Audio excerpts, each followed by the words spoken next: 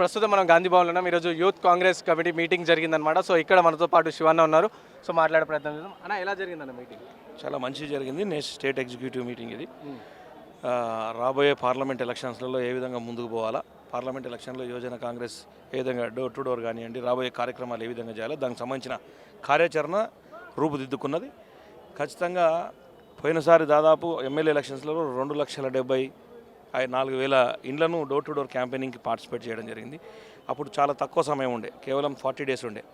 దాదాపు 2 months సమయం ఉంది కాబట్టి ఆల్మోస్ట్ యూత్ కాంగ్రెస్ వర్కర్స్ అందరూ కూడా పెద్ద ఎత్తున ఫిబ్రవరి, మార్చ్ ఈ 2 months door to door campaigning కానీ, అదేవిధంగా మేము చేసే పథకాలు, కాంగ్రెస్ పార్టీ ఏదైతే పథకాలు ఏర్పాటు చేసినామో మనం జరిగినటువంటి 2 పథకాలు, ఉచిత బస్సు సౌకర్యాన్ని కూడా దాదాపు 9 కోట్ల మంది ప్రజలు ఈరోజు దాన్ని వాడుకున్నారు.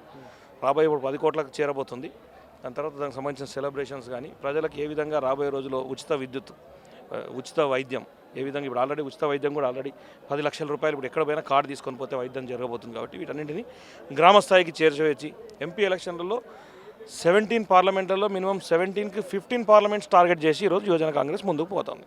సో ఈ యూత్ కాంగ్రెస్కి మన జగ్గారెడ్డి గారు, మధుయాష్కే గౌడ్ గారు రావడం జరిగింది. సో వాళ్ళు ఏ సలహా సూచనలు ఇచ్చారు? దీపాదాస్ మున్షి గారు రావడం జరిగింది, అన్సార్ భాయ్ వచ్చిండ్రు, అదేవిధంగా జగ్గారెడ్డి గారు వచ్చారు, అదేవిధంగా మధుయాషి గౌడ్ గారు వచ్చినారు. వాళ్ళందరూ ఈరోజు యువజన కాంగ్రెస్లో ఉండేటువంటి సమీకరణలకు కానీ, వాటి ఏ విధంగా మేము చేసినటువంటి కార్యక్రమాలన్నీ వాళ్ళు చూడడం జరిగింది. దాంతోపాటు నెక్స్ట్ ఏ విధమైన మూమెంట్ మేము చేయబోతున్నాం వాటన్నింటిని విని వారు కూడా మాకు సలహాలు, సూచనలు ఇవ్వడం జరిగింది. సో ఇప్పుడు చూసుకుంటే ప్రధానంగా బీఆర్ఎస్ పార్టీ వచ్చేసి కాంగ్రెస్ ఇచ్చిన 6 హామీలు ఏదైతే ఉందో అది ఓన్లీ మహాలక్ష్మి పథకం కింద ఓన్లీ బస్సే ఇచ్చింది, ఇంకా మిగతా 2,500. సో అలాంటి ఏమి కూడా ఇస్తలే, కానీ వాళ్ళు చెప్పుడు మాటలే, చేసేది ఏం లేదు అని విమర్శిస్తున్నారు. కాంగ్రెస్ పార్టీ అధికారంలోకి వచ్చి ఎన్ని రోజులైంది? కరెక్ట్ 45 రోజులు అవుతుంది కాంగ్రెస్ పార్టీ మేము కాంగ్రెస్ పార్టీ అధికారంలోకి వచ్చినాక 100 రోజులలో మేము అనుకున్న పథకాలన్నీ ఇంప్లిమెంటేషన్ దశగా ముందుకు తీసుకువెళ్తాం అని చెప్పడం జరిగింది. అరే నేమో 100 రోజులు కూడా కాలేదు, అప్పుడే ఇంతగానం బాధ ఏంది? ఇంతనన్నా మాట్లాడటోనికన్నా సిగ్గుండాలి, చెప్పటోనికన్నా సిగ్గుండాలి. కాంగ్రెస్ పార్టీ ఏదైతే మాట ఇచ్చిందో మాట నిలబెట్టుకున్నాం.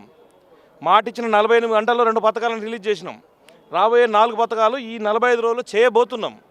ఈరోజు 16,000 కోట్ల రూపాయల మిగులు బడ్జెట్ని తీసుకొని 16,000 కోట్ల మిగులు బడ్జెట్ని దాదాపు 5 లక్షల కోట్ల అప్పు చేసి ఈరోజు తెలంగాణలో ఉండేటువంటి ఆర్థిక వ్యవస్థను చిన్నాభిన్నం చేసింది టీఆర్ఎస్ ప్రభుత్వం.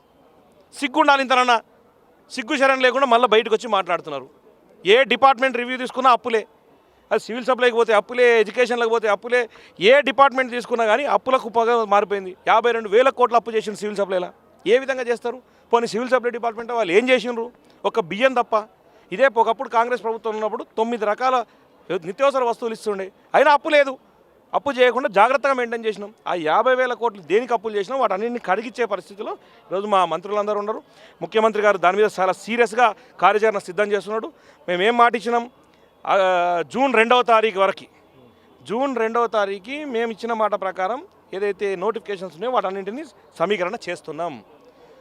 అరే ఈ 45 రోజులకే ఇంకా ఏమైందంటే ఇది తప్పుడు సమాచారాన్ని ప్రజల్లోకి తీసుకుపోయి విద్యార్థులను, నిరుద్యోగులను ఇబ్బందిగా వాళ్ళ ఏదైతే మనం తెలంగాణ రాకమునుపు ఇదే విధంగానే కిరోసిన్ పోసుకొని హరీష్ రావు ఏదైతే దొంగ నాటకాలు చేసి ఆ రోజు 1200 మంది విద్యార్థుల ఆత్మ బలిదానాలకు కారణమైందో అదేవిధంగా విద్యార్థులను తప్పుదోవ పట్టిస్తున్నాం. విద్యార్థులు ఎవరు ఆ రుచిలో పడవద్దని చెప్పి విద్యార్థులను, నిరుద్యోగులను రిక్వెస్ట్ చేస్తూ ఉన్నాం.